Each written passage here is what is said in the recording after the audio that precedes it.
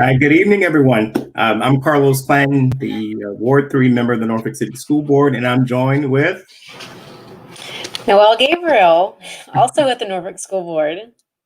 And so we're excited to have you all join with us. We know that more individuals will jump on, but we're going to have an exciting conversation to really share information with you all this evening about this coming school year and preparing for virtual learning. I know a lot of our parents are very, very much interested in what's happening, what's going on, how they can be involved. So this isn't just an evening of us sharing information. We want to have dialogue and conversation. So we encourage you, as you are participating, to be able to share with us by doing the following. And I just posted up here. You can share questions in our comment section on Facebook. And so you can do that with Carlos Clanton for NPS. And if you're watching on Dr. Gabriel's page, you can also do that with Noelle Gabriel for Norfolk. We're also on Periscope and as well as YouTube Live. And in all of those comment sections, you can actually ask questions. So if there's a section that we're on and we're talking and we're discussing something, you've got a question, please let us know.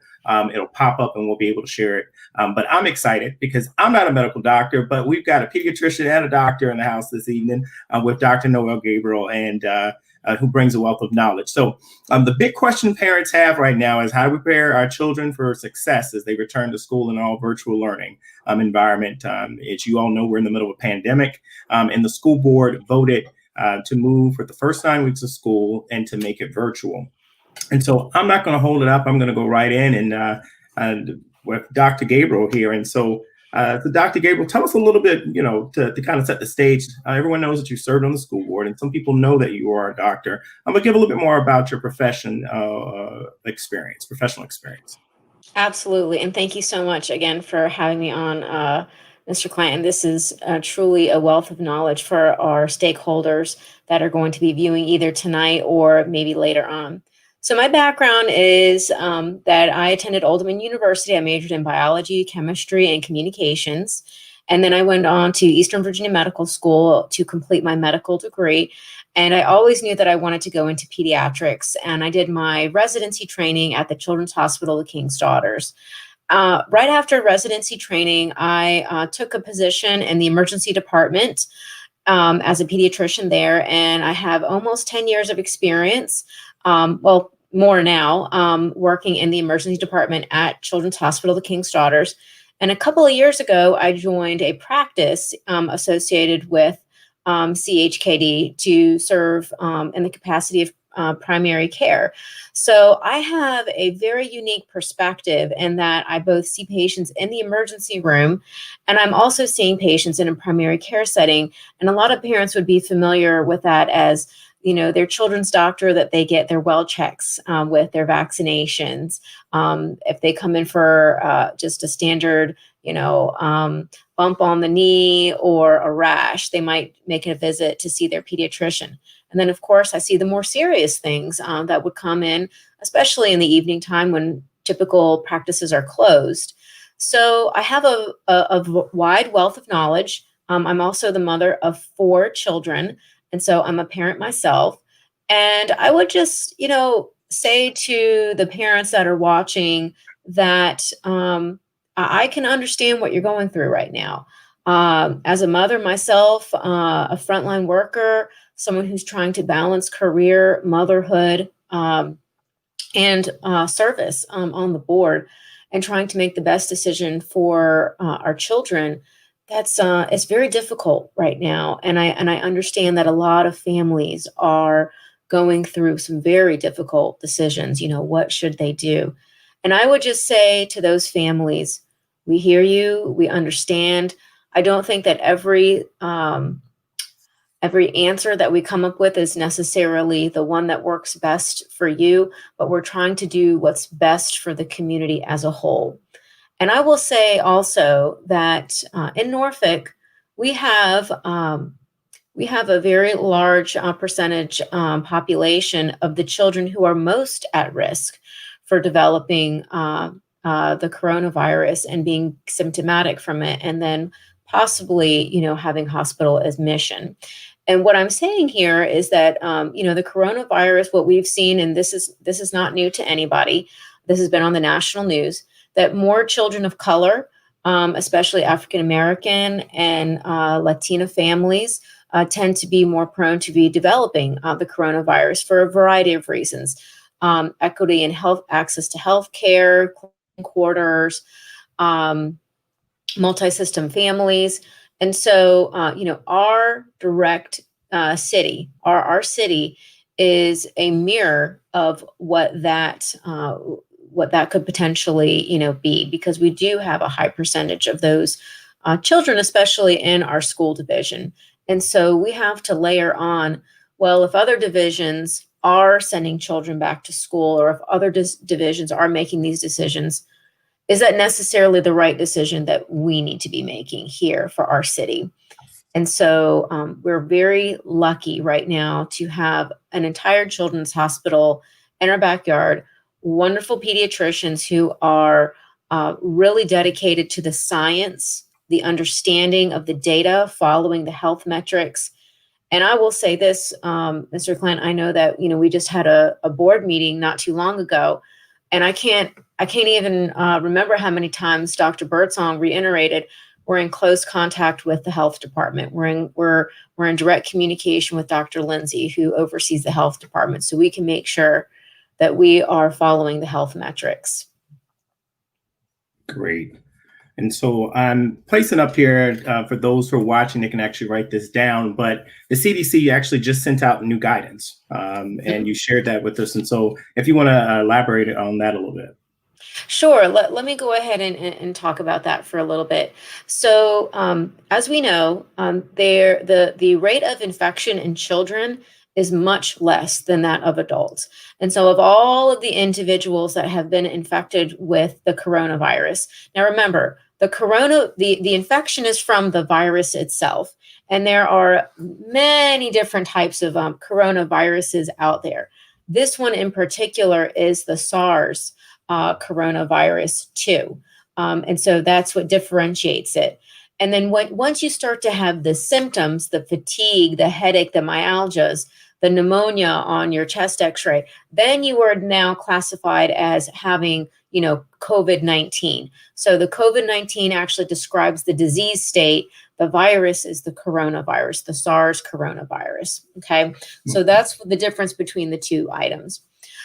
And children, as I said before, it seems as if the children are not as affected as the adults. But I have to say, we have to take that information with a grain of salt, because very early on, we started isolating the children early. And so, schools shut down, daycare shut down, camps shut down. And so really there wasn't the opportunity in order for the children to, exchange the virus, in their typical setting. So now that children are entering back into school and daycare, albeit under some very strict protocols and guidelines, we'll probably get a better picture of exactly, how easily this disease is transmitted through children. The numbers, in fact, are about 7.3% of all the cases reported in the CDC were amongst children. And so, that's a low number, which is good. As a pediatrician, I don't want children to be the ones affected by this. So let's go through these symptoms real quick. If you come to my office or in the emergency room, you say, Dr. Gabriel, my little one here has had a fever, they've had a headache, and they've had a little bit of cough. So those are some symptoms that are typical of COVID. And so what I would then ask is, have you been exposed to anybody that has been tested for the coronavirus, or is what they call a PUI, a person under investigation? If there hasn't been any contact with anybody, and if the parent's job doesn't necessarily, involve high exposure risk, then, the child might just be having a typical cold, because a typical cold, as we know it, it is a virus, and it can cause fever, fatigue, headache, and myalgia is a fancy word for, body aches. And a cold can cause that. But I will tell you right now, if parents are concerned about exposure, we test, right? And so do you mind if I just take a second and go into the testing for that? Yeah, because I think you want to do a demonstration or something. So I'm going to bring you up full so you can do that. Oh, okay. Right. So when you come to the office and you are concerned about either exposure or that you've had the fevers, the headaches, sometimes loss of taste, then we will say, okay, well, we can go ahead and do a swab. And right now, in a lot of practices, I'm not going to speak for everybody, but I will just say, in our practices right now, we have two different tests that we offer. We have one that takes a couple of days in order to get the result back, and that is specifically addressing testing for the coronavirus, the SARS coronavirus. The other test that we do is called an RP2 PCR. That one tests not only for the coronavirus that can lead to COVID, but it also tests for many other different viruses that can be, easily transmitted. And what we have been seeing for the children that we have tested for that is that there is another virus that's kind of floating around right now, and that's the rhinovirus. The rhinovirus is a virus that can lead to a common cold. So that's going around. But what I have with me is a swab that we would typically use in the office or the emergency room. Okay. And your child's doctor might have something different, and that's okay. But so I brought one here from our from the emergency room, and let me see here. Yep. Yeah, So as you can see, it's really thin, and at the tip of it, there is a like a little piece of cotton, almost looks like a really, really small Q-tip. And what we have to do in order to get an appropriate sample is we have to put it in the nose. And my terms to the little children is we have to kind of swirl it around and grab some boogers. Again, pardon the language, but again, pediatrician here. So I say we have to grab some boogers, and then we bring it out, and then we put it in on the other side, and we swirl it around, and we grab a little bit more mucus, and then we pull it out, and then we're done. And for some children, this is very scary for them, and we understand that, and it's not a fun procedure to have done. But in order to do it properly, you have to do it on both sides, and you have to go very deep into what we call the nasopharynx. Wow. Not a lot of fun.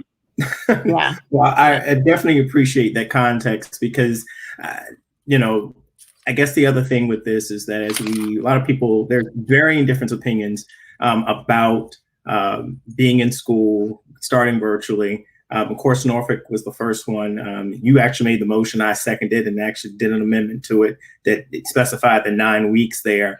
But just to kind of give some clarity on it, Steve, we're starting 100% virtual for the start of school. And the start of school for everyone, we are starting on September the 8th, the day after Labor Day. That's always the day we have down. It's a little bit later in the calendar month, but we are starting on September the 8th, and we are going all virtual. And so we definitely have some other items here. We want to talk about the medical, put that in there in perspective. But there are a lot of things that are going out from the district to our parents, and we want to make sure we address those. But before I go into that, I do want to let those know who are watching that another live right after this at 7 o'clock that Dr. Gabriel will be on the panel along with other pediatricians from the area. But they will be addressing this evening on the topic about that a lot of parents have been really focused on, and that is meeting childcare needs in the middle of this pandemic. The important information for Hampton Roads parents. So we definitely want to give you information that's specific about Norfolk Public Schools, what we're doing, reiterating resources, just trying to direct you there. I do personally have a resource page on my board member Clanton web page that I'm constantly updating and sending information out. I'm going to also highlight for those who are watching here and those who are watching the recap where you can go on the NPS website and find this information as well. But we definitely encourage all those who are watching and those who will be hopping on later to go to the EVMS Facebook page, or you can actually go to the EVMS YouTube channel as well and watch their live, which is going to be great. I think it's going to be interactive as well, Noelle. You guys can get questions as well for parents. So definitely. So you got some friends out there that that are parent guardians, and you're trying to find childcare, and I will address that a little bit this evening as well, what we have. So let's just dive right in here. Got a lot of stuff. me bring this up for you all. And so let's go ahead and talk about school reopening. I think that I'll bring this up here. There we go. So schools are reopening in a virtual learning format. And so what to expect? That is for the first 9 weeks, school is going to be virtual. And many of you all have heard about the Virtual Scholars Academy. But all of our students, whether or not they're in the Virtual Scholars Academy or not, will be 100% virtual. And that means that this is going to be different, right, Dr. Gabriel, from what we experienced in the spring. That was our own form of a pandemic in respect for all public education across this country. But definitely when Virginia and Governor Northam announced that we thought it was going to be 2 weeks, and then it was the entire school year. And so definitely we had to take some abbreviations in how we normally do things. And it did really open up some things in respect to some inequities that we had in the district with students who didn't have access to devices, students who didn't have access to internet. And that's something even across this country. And I know that the General Assembly is in a special session right now. And that's one of the areas that Governor Northam is focusing on, is how do we expand so that we have full coverage in the Commonwealth in regards to just broadband. But the thing that I wanted to highlight for parents and some things with our virtual learning is that it would be synchronous and asynchronous, which simply means that you either have guided with the teacher or you can do it by yourself. But the other thing is that lessons will be recorded. So if you're in a situation where a child cannot participate during the normal schedule during the day because of work, parent can't be there, you can actually, after hours, be able to still participate and find the lesson that was taught that day. There's also additional services that are being provided for tutoring. So just like if you were in school, you would have, if a child needed additional reading coaching or just some extra, as we would call pullouts, to be able to support them, they're going to still be able to do that virtually as well during and after school.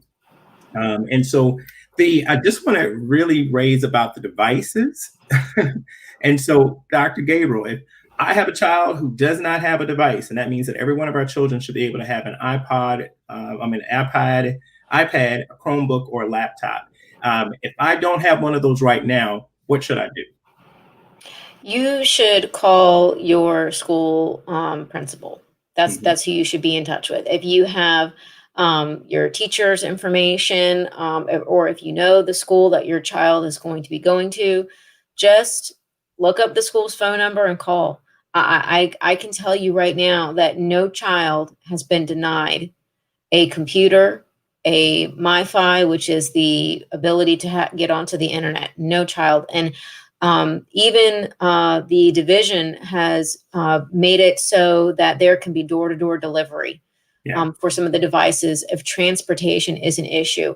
We really feel for the families who are really struggling to make it work for their children. We know that they want the best for their children.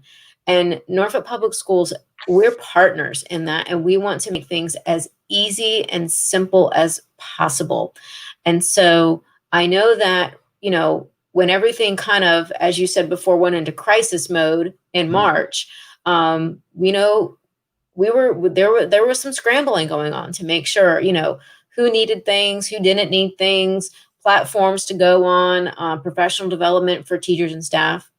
But at this point in time, if you're a parent, and even if you have multiple children and you need multiple devices, you will not be denied. The division has it. And I know that as of the last meeting, and Carlos, I thank you so much for supporting this initiative, is we want to move the division to 1-to-1. So every child, no matter what their circumstances are, they're going to be issued a Chromebook. And I say Chromebook, but it could end up being something different, but it's going to be whatever the uniform platform that the division chooses. Mm-hmm. But every child will be issued that, as well as a MiFi. And then you just take any barrier out of the equation, and hopefully the children will be able to access the content and get some good learning in. Definitely. And I know that as a board, this year we've adopted a theme of equity and excellence. And so we're really trying to focus on how do we identify inequities in our division, both in our policies and our practices, and identifying even for the demographic that we're serving. How do we make things more equitable so that we can serve those? And so you'll even see that in some of the language that our superintendent and leadership team is putting out there. But I do want to raise, and I just want to draw attention to the simple fact of this. If you have a child that is transitioning grade, so in other words, they're a fifth grader that's going to sixth grade, and they're going to a different middle school from their elementary school. Now, if they're in a K-8, this doesn't apply to them. But if they're an eighth grader that's going to ninth grade and going to a high school, this does. So if that child had a device and it was with that school and they're in elementary and now they're going to middle, or they're in middle and they're going to high, they actually needed to return that device back to their home school and to receive a new device from their new school that they're going to. And so you would do the same thing that Dr. Gabriel mentioned and contact the school. So if you don't have a device, the first thing you need to do, contact your school so that you can contact and get in contact with the principal. They will start distributing them out within the next week. And they are setting up, and some schools have already started, and they're setting up distribution. And just like what Dr. Gabriel said, if you're in a situation where you're working during the day, again, the division equity, we understand that everybody doesn't work a 9 to 5, and some individuals and some of our families can't get to a drop-off location. We will come to your door. We will come and deliver that device. And we've made a commitment that 100% of all of our students will be prepared on day one with the device and with internet access. And so I'm appreciative of our leadership team, along with our superintendent and the staff that she's put together. And I'm happy and proud with my colleagues on the school board, including Dr. Gabriel, and really pushing that and making sure that happens. And so, can I share a story that actually just came to mind as you were speaking about this? We've all seen the hashtag "We're in this together," right? So I want to just talk about that for just a second. I attended a lecture from the author who wrote, I think it was the book. It was either Heat Wave, but it was when the country was going through a significant heat wave. And there were some boroughs in Chicago that had an alarming number of deaths in their neighborhoods. And what this individual did was he zoned in to some of these neighborhoods. And, you might think that some of the neighborhoods that were of concern were areas that maybe were poverty, low income, just difficult with resources. But what he found was that there were a couple of neighborhoods actually did quite well during this uncharacteristic heat wave that happened. They did not have a significant amount of deaths. They did not have a significant amount of hospitalizations. And so he and his colleague went to that neighborhood and they tried to really decipher, what separated out this neighborhood that was poor, that had challenges, food insecurities, etc. And they said, well, we just checked on our neighbors. We made sure that, the little old lady who was in the apartment next to us, that she had water, that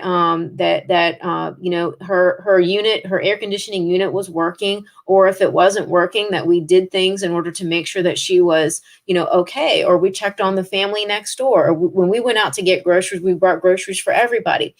And so that's what we're talking about here. We're talking about we are all each other's keeper. And so if you are tuning in, and if you know of a family in Norfolk, or if you know of a church or a community organization that has a pulse on some families who might not be necessarily connected with the school division, or doesn't receive information through phone call or Facebook or internet, let us know and we'll reach out to them. Because we want to make sure that we are throwing as many lines out to families and parents as possible. Because for us, at the end of the day, it's about the children.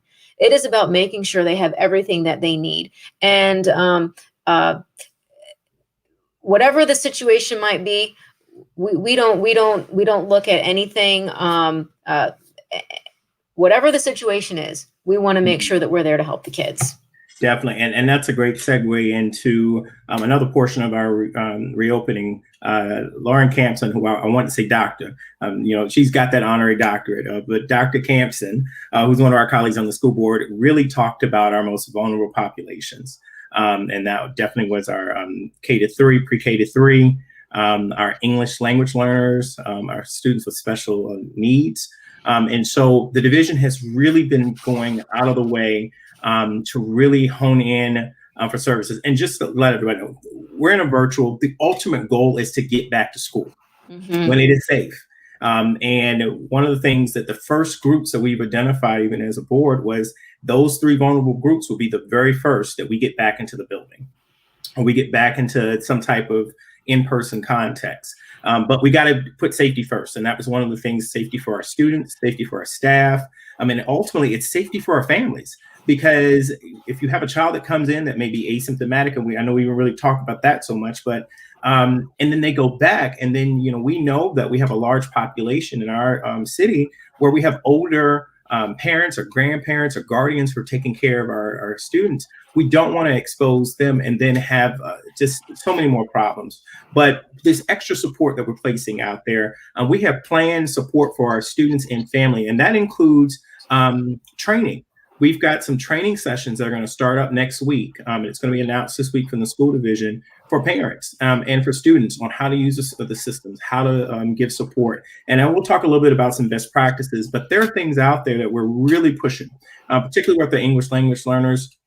There's been a great partnership, and you were mentioning that with Open Norfolk, and I'm really appreciative of that team with the city of Norfolk, working with the school division, and having some of these pop-ups. And they were actually inviting our English language learners to come in and to learn about the different services in Dojo. But the English language learners also are getting there's an interpreting service that's being provided to all of them, and it's being uploaded onto their Chromebooks, as well as we're providing headsets with microphones and translation apps for all of our students. So just to kind of get into more of the details of the type of things that we're providing. And I'm going to talk a little bit more about special education because I know there are a lot of parents, and some of our children, I represent the division on the CSEP board, and this is for our students who have some very severe situations where they may be nonverbal. And so it will be a challenge when you think about placing them in front of a computer screen. But I do understand from what Ms. Campson and others have expressed that even the lessons are not going to be sitting in front of a screen for very long. Like they're almost in 15-minute bites for our younger groups. And then they'll do activities and so forth there. But I definitely wanted to share that. And I don't know, do you have anything you want to add with that, Dr. Gabriel? No, you've covered it all. Yeah. So, and I think, I've got some additional comments here. We have our PTA president who's adding some things. I think she's got a question. Let me put this here. Okay. In times like these, we all have to reach out, look around and say who's here, who needs help, what we can do, and over communicate to make sure the info is shared. That's correct. And that's what we're doing here today. I will you may not see it, but I printed it out.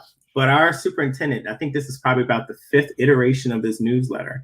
But I'm going to share this out to everyone again. The division is sending out a newsletter, and I understand we've got working parents. Sometimes we have so many different things that are going on, we don't see it. And so we're reiterating some of this information in there that you may have just missed because we want to make sure that you see it and you understand it. And so I'm going to hop right into the Virtual Scholars Academy. And let's be honest with it. It did come out as a year-long program, right?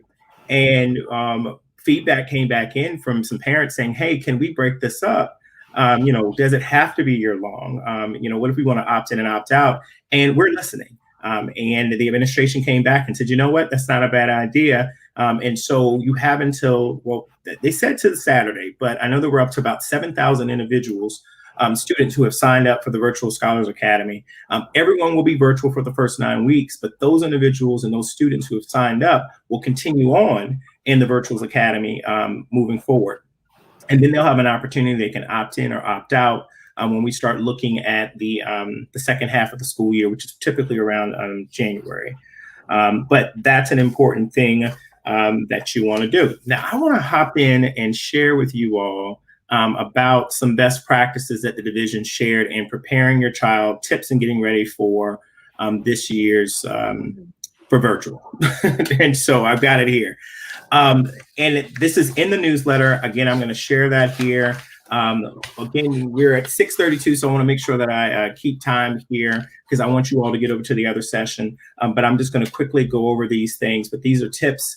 Keep to the school schedules established by your child's school. We have established schedules for every grade level: pre-K, elementary school, middle, and high. And so there's built-in breaks, there's built-in activity hours. Lunchtime, stick to a schedule. And I think that was something I think you could agree, Dr. Gabriel, with all your little ones.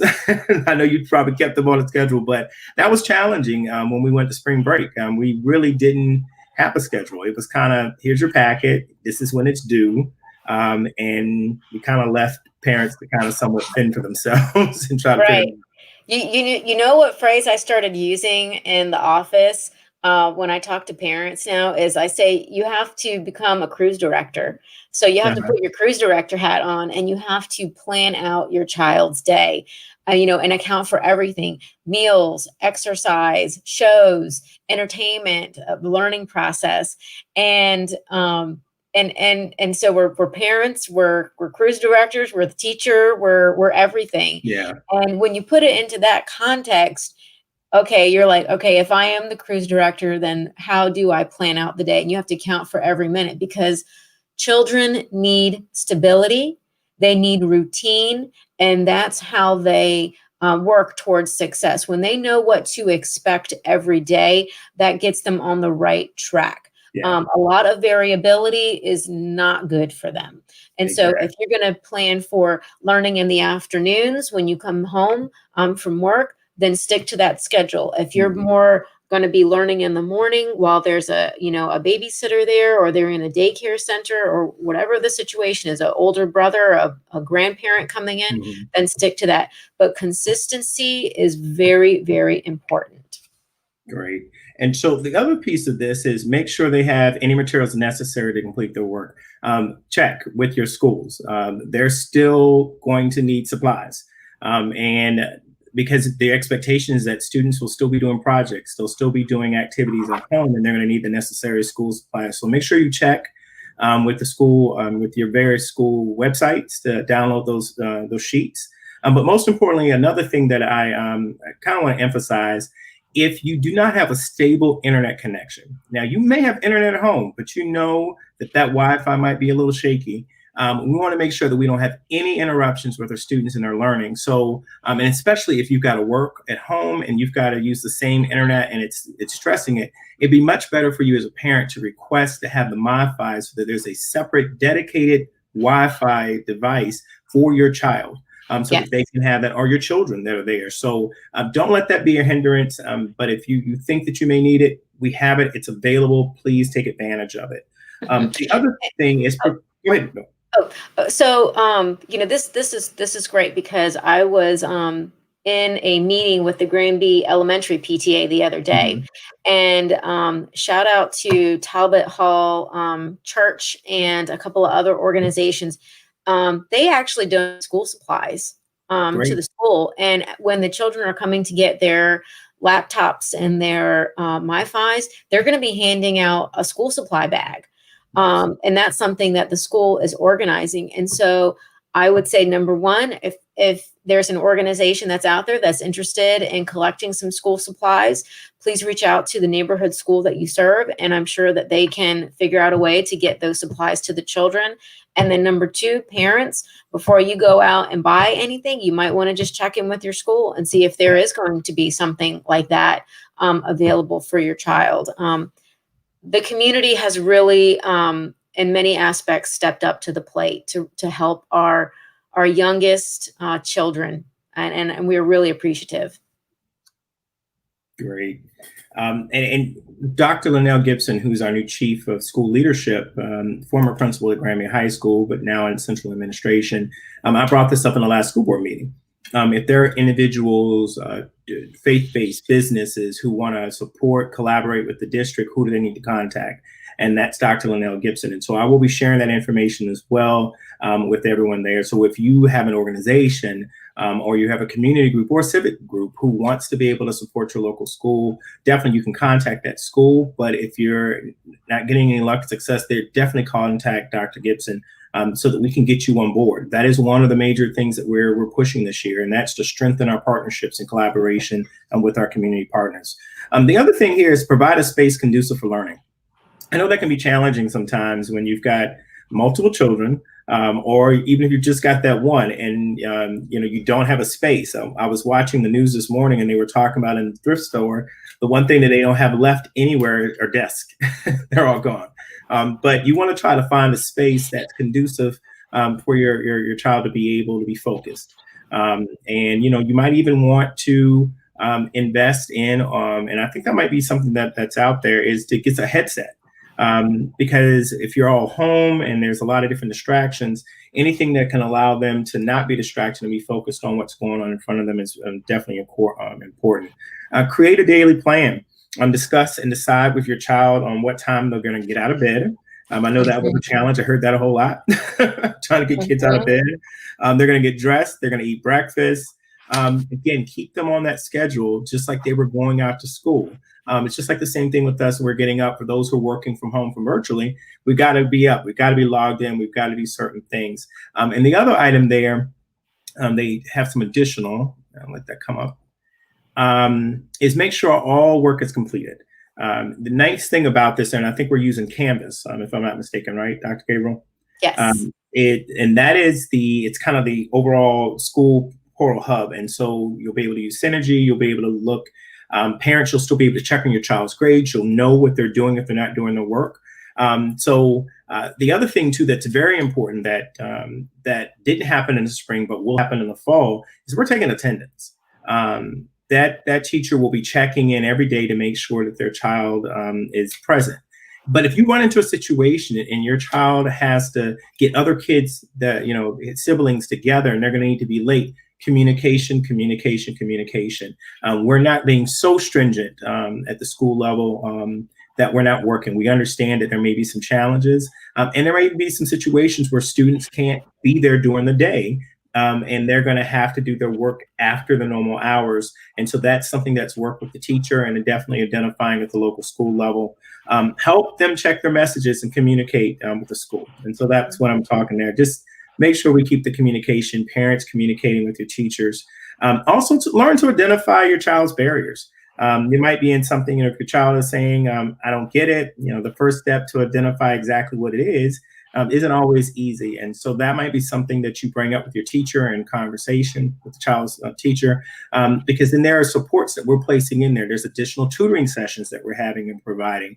We're reallocating even staff members who may not be able to do their normal jobs because the school isn't there to offer support. So we're really going above and beyond, and I would say, and then some. But definitely, we're not taking our foot off the pedal, and we're not taking our eye off the ball in respect of making sure that our number one thing is to make sure our children are learning, right?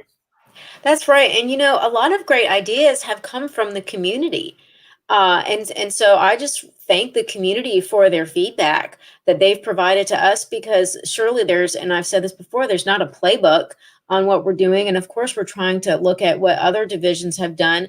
But Norfolk is not Denmark. It's not Sweden. It's not New England. It's not California. Norfolk is Norfolk, and we have children that we know what their demographics are. We know what their situations are. We know some of their academic baseline data, and we want to do what's best for our kids. And so I really have to applaud the community for those who have given some very, very thoughtful suggestions to us about.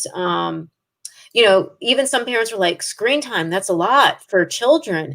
And then I know at the last meeting we were like, yeah, we agree with that. And that's why we're going to be able to have, times where the teachers will have, a classroom instruction, and then kids can break away and kind of do things in small groups and do things where they can get out of their chair and move around and do some other types of things so that they're not, focused on that screen all day long. Yes. Yeah, and they're even going to still, I heard that in our meeting, they talked about activities. So if they're part of the Student Government Association, SCA, and they're going to have club meeting hours. And it's just, that's great. Those are all things that make school exciting. So Yes. there's going to be that opportunity that even if you're not in person, that you can still communicate with your fellow classmates and your schoolmates. And we're just trying to do the very best we can in the situation that we have. And so there are a couple other things. We're about 6:42, and again, I'm gonna keep things moving here and supplying information. I'm not going to get too far in detail, but I just want to highlight a couple things about what came out of students' learning support and special education services.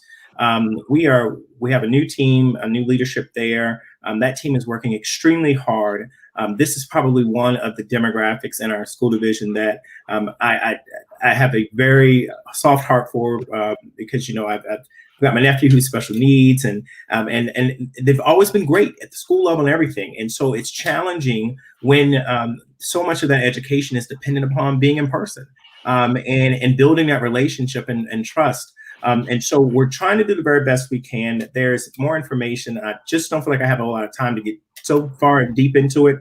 But I will say that all the division has identified that all IDEA meetings are going to be taken care of, and they're going to be up to speed.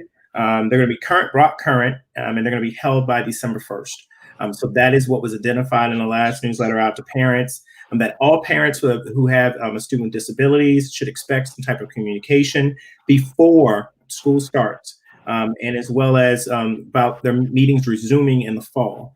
So if you didn't get a chance to have a meeting to look at IEPs and so forth, those are coming. And that they are committed to ensuring that all annual IEP review meetings will be due by September 30th. So this is important. But they're also looking at ways to teletherapy, and also looking at our overall arching plan to be presented back to the school board as to how do we prepare and what measures we can take in place once things have gotten to a safe measure. That's one of those identified groups that we can begin to do some in-person, some hybrid things. We don't have a date on that, but we want to make sure that we have a plan. And someone made a comment to say, hey, Norfolk has probably one of the best and most detailed plans that they've seen throughout the country. And we're definitely working with that. And we appreciate that. I've got a question that's here. Good information, treat the day as if they were going into the building. Exactly. I know on the first day of school, my sister has to travel. And so Uncle C duties get called in. And so I'm looking forward to spending the first day of school with my niece, my 8-year-old niece, and my 15-year-old nephew. So they will be on the laptop with their uncle because I got to be on the laptop for work. So we're going to be on time. And Carlos, that is just so wonderful that your sister can reach out to you and you can be there for your nieces and nephews. And I know that a lot of other families are trying to bridge with trusted individuals that they might be able to lean on during these times. And and I will say to the parents, make sure you're paying close attention to your children. And I say that to say not that you aren't paying attention, but especially during these times, we are seeing a rise in mental health, social, emotional needs and concerns. If you see something that is just out of place with your child, call your pediatrician, make an appointment, come in to be seen. We have a lot of tools that we go through, questionnaires, and different things, and we can help you with that. Don't let it get to the point where the child becomes disengaged and doesn't want to speak, because this is hard. It's hard for everybody. And then the other thing that I will say to parents is something is called watering the roses and ignoring the weeds. Now, this did not come from me. It came from one of our very best psychologists that we have at CHKD. And basically what that means is when you see your child doing something just that they are supposed to be doing, notice it and say something about it. So like for my little one, she came downstairs and she was dressed and she had her hair in a ponytail. And like, I would expect her to do that. But I said, you know what, Christina, I'm so proud of you. You came downstairs, you were dressed and you had your hair all fixed. I'm really proud of you. And, It's that reassurance for kids. It's acknowledging the positive behaviors, and that then encourages more positive behaviors. Yeah. And that would be a very important tip that I would share with parents as you're trying to get on that schedule and that routine. Take notice of just the things that your kids are doing well, because they're under a lot of stress too. Yeah. Definitely.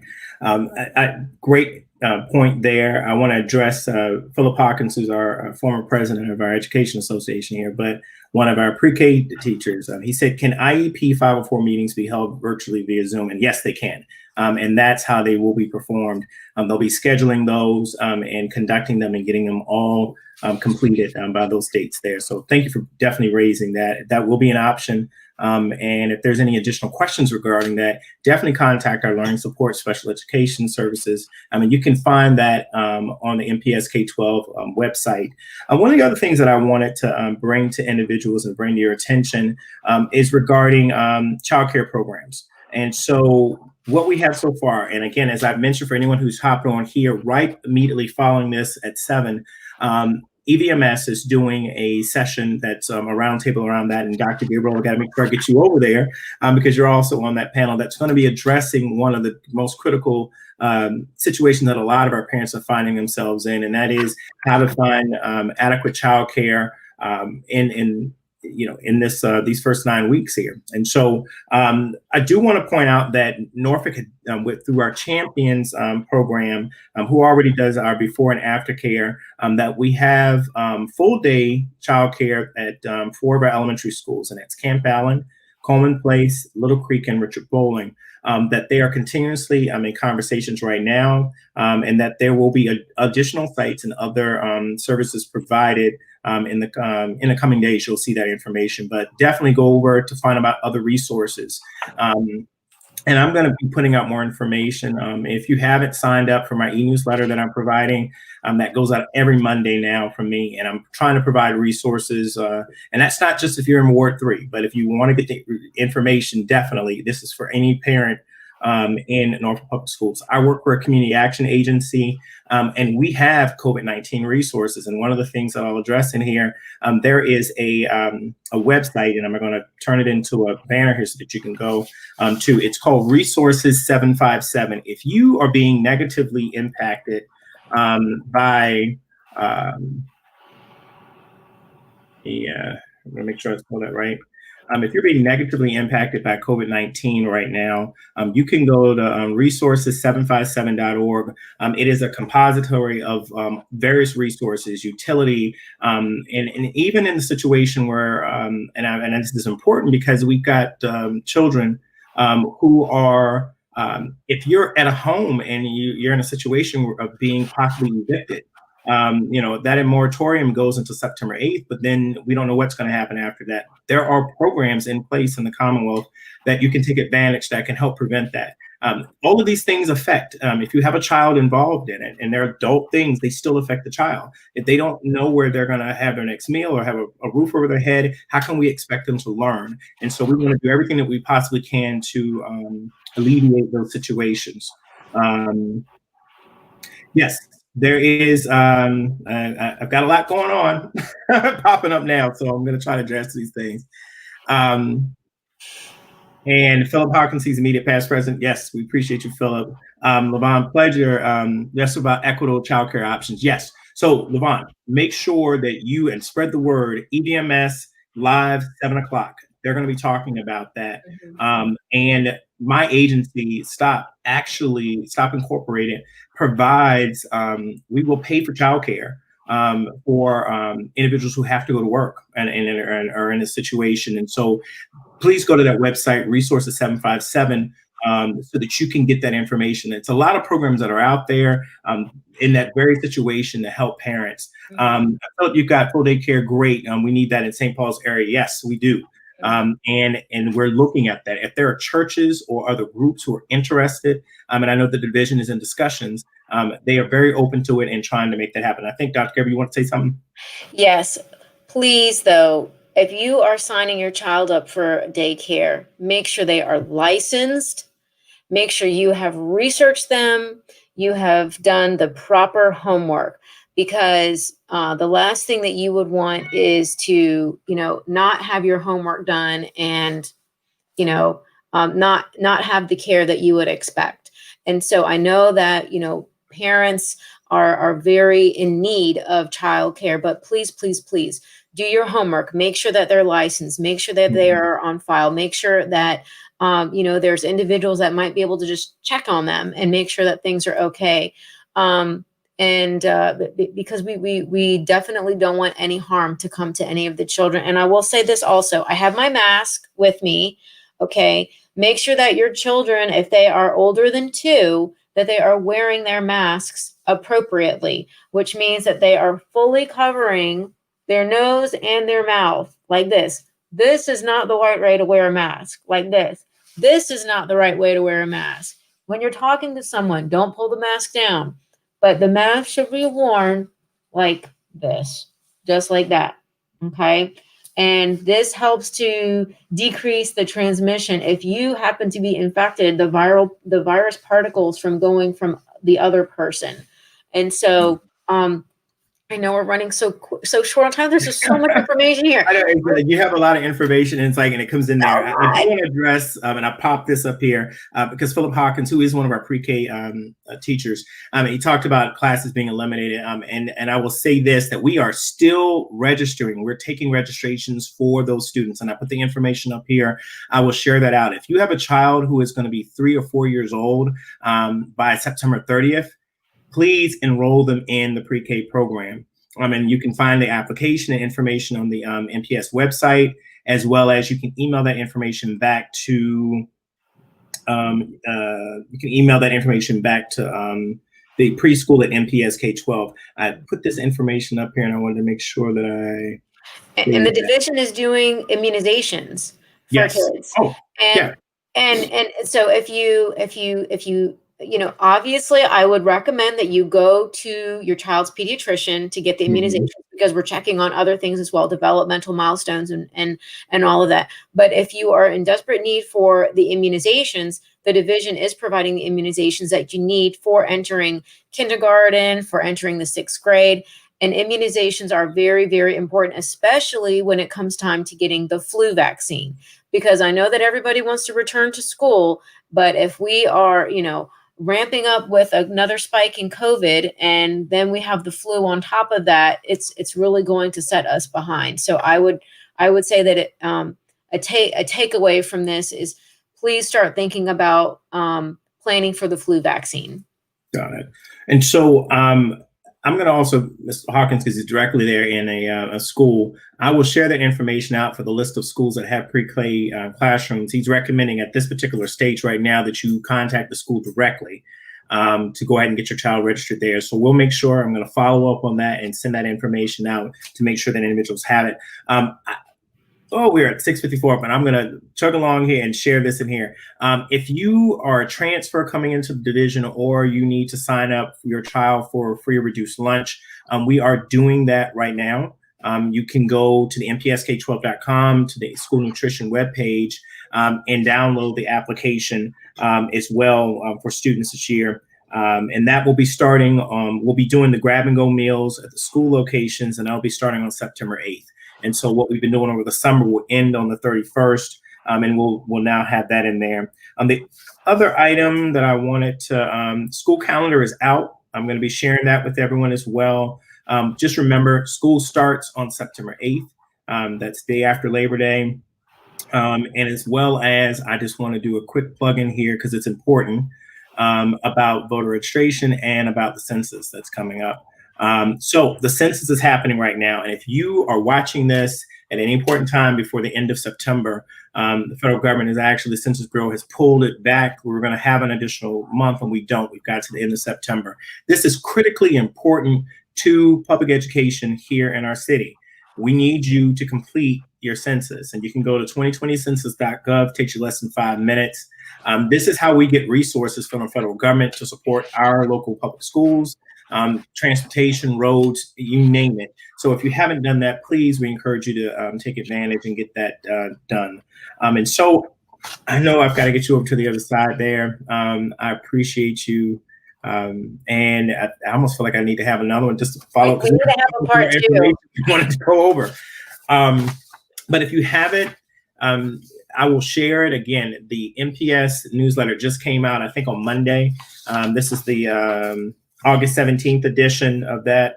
And it's got a great message from Dr. Sharon Birdsong, as well as about additional information. I encourage you to go to my website, to the MPS website. I know Dr. Gabriel and myself share this in the respect of being a resource to our constituents, to the folks that we're serving in our community. We are truly in this together, and we appreciate the feedback to each and every one that you're providing to us. So, Dr. Gabriel, did you have any final thoughts or things you'd like to say? No, this has been very, very beneficial for getting critical information out to families. And if they have further questions, please reach out to us, and we can, facilitate getting them to the individuals that can help them answer any questions that they have. And please think about getting your flu vaccine. That is going to be very critical come the fall. Great. And so I know that you've got you said you're going to know, we got some more questions that came in. And so I don't want to, they're really good. So I want to make sure that I share this in. So Sharice Newsom had, are the schools working with neighborhoods and social service agencies and community groups to spread the word about pre-K? As far as I know, they are. And so many of you who are here, and I know that many of you are connected with a lot of these different groups, please share that information as well. If you see something that's coming from myself or Dr. Gabriel from the school division, please share it, social, get it out there. And so I know that Lavon, you also said adding the Norfolk Housing Authority. Definitely, I'll make sure that I bring that up to the superintendent to ensure that they're being added with that group as well. And Mr. Harkins, you bring the point up about more collaboration and partnership. This goes back to what we're talking about. We are truly in this together. And the only way that we're going to get through this on the other side and ensuring that we alleviate as much loss as we possibly have is by getting our community together. And you talked about that, Dr. Gabriel. If you see something, step up, how you can help. I know that the next 2 Fridays, I'm going to be working with the Norfolk Redevelopment Housing Authority with their supply drive. And so I'll be sharing information out there. I'll be out there volunteering to make sure that our students have the necessary materials and support that they need to get back to school. And let's see, Philip, you got down here.